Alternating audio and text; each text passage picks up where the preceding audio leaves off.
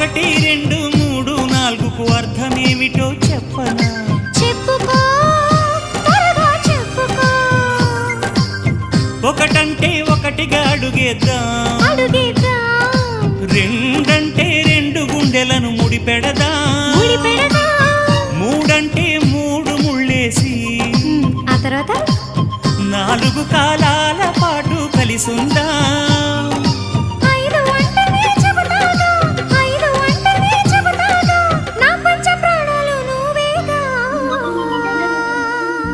అమ్మావు ఇల్లు ఈగ చదివానాడు, ప్రేమ వలపు మనసు మమత చదివాయినాడు.